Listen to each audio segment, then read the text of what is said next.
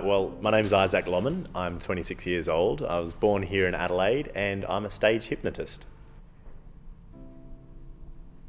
My initial interest in the world of hypnotism started with the idea of persuasion, sales and marketing. So when I left high school, I didn't really have a set agenda or know exactly where I was going. I was really just interested in sales and business. And from there, I started to learn about this thing called neuro-linguistic programming, or NLP.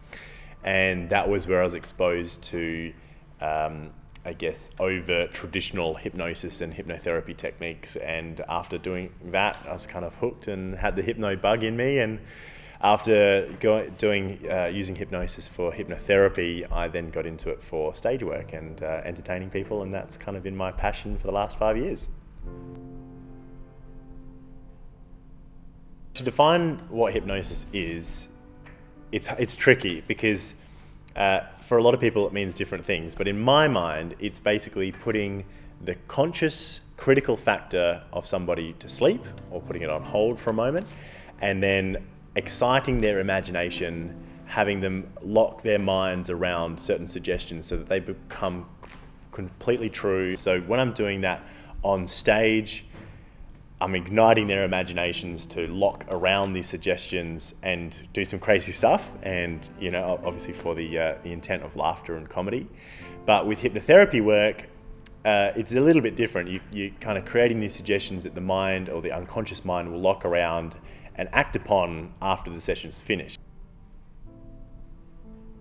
Our minds can be extremely powerful, and the thing that I kind of learnt this inadvertently when I was starting out my career, and this wasn't necessarily a comedy moment, and it was certainly a learning experience for me, and I certainly avoid these situations now that I've learned about them. But there was one show that I was doing, and throughout that show I said a certain trigger word, and the volunteers or the stars of the show would smell a terrible smell.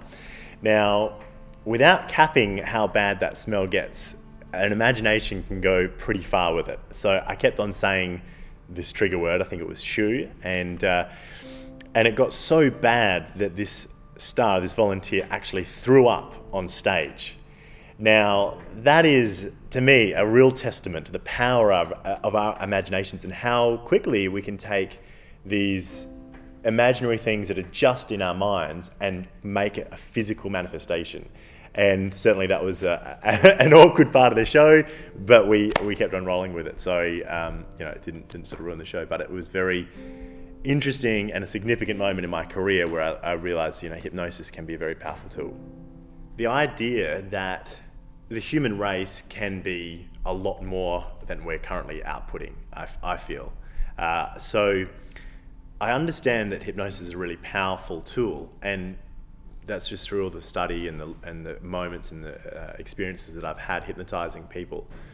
But I find that my niche and my calling, I guess you'd say, is the stage and the entertainment work, because what it does is it allows me to bring this state, this tool, this sense of this trance idea to people, to audiences that would otherwise never be interested in using it, never understand or think that they can be more than what they are.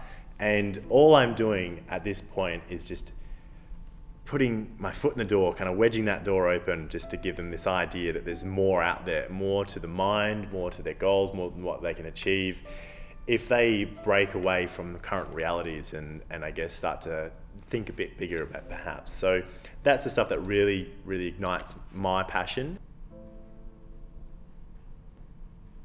The moments where I've hypnotized someone and they've had a fear of flying for 60 years, and then the next week, after 30-minute session with me, the next week they go to Europe and they no longer have to get blind drunk to get on that plane, or they can go on the London Eye and look out and look down at the ground and not feel those feelings of anxiety that they've experienced for 60 years of their life.